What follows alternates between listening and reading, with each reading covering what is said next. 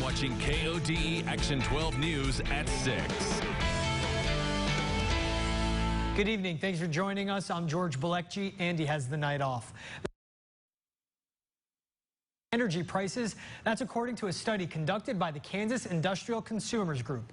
The study shows between 2007 and 2017, the price per kilowatt hour jumped from 6 cents to 10 cents, which tops the national average. The group says with the Westar Energy being the main power provider throughout the state, it puts communities like Pittsburgh in a tough position. Customers either keep paying the high prices or they are forced to create their own municipal system. Any community would like to have good growth, and where they are located at kind of the convergence of several states, they're at a severe disadvantage because the electric energy costs which are provided to the community by Westar. Pittsburgh is still actively investigating the possibility of creating its own energy company. There's no word yet when that project will come into fruition. A group in Oklahoma is working for Medicaid expansion in the state. Oklahomans Decide Well Healthcare will start getting signatures in support of expansion on July 31st. They'll need 178,000 signatures from registered voters before 5 p.m. on October 28th. They have 90 days to get them to make it on the 2020 ballot. The Sooner State is classified as one of 14 states that hasn't expanded Medicaid. 2 men are dead after an early morning car crash in Berry County. 27-year-old Everett Kritz of Cassville was headed north on Missouri 39, just north of Shell Knob, around 1:30 this morning. The Missouri State Highway Patrol says his car went off the side of the road, rolled into an embankment, and hit several trees. Kritz died at the scene. His passenger, 21-year-old Jacob Morrell of Washington State, was airlifted to a Springfield hospital. He died a couple hours later. Oklahoma is seeing the payoff from their alcohol industry after a law change last year. The Alcoholic Beverage Law Enforcement Commission, known as ABLE, says the state has seen about $13.7 million in tax revenue. That compared to 2018 when the commission reported about $9.5 million, or 2017 when they saw $7.5 million. The rise in revenue is directly related to certain businesses being able to sell beer and wine with a higher alcohol content. Most of that funding will go towards Oklahoma's General Revenue Fund.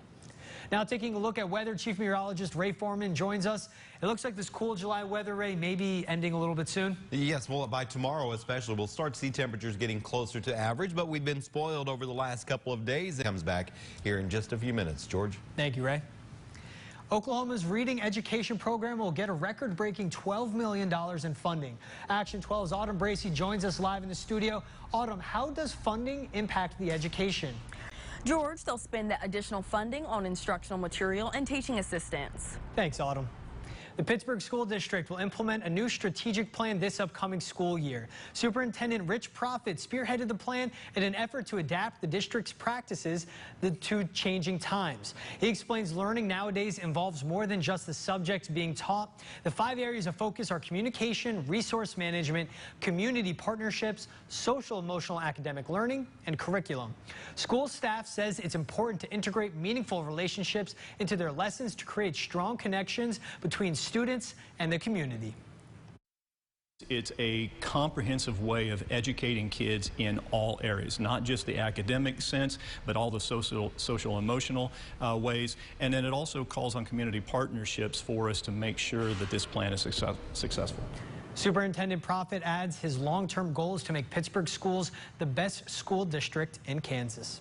Neosho school leaders are looking down the road to potential construction 5 or 10 years in the future. School board members are considering the long-term potential for expansion in the elementary schools as enrollment numbers continue to trend up. They're looking at different options, everything from building a new grade school to using the added space from upcoming FEMA shelter construction.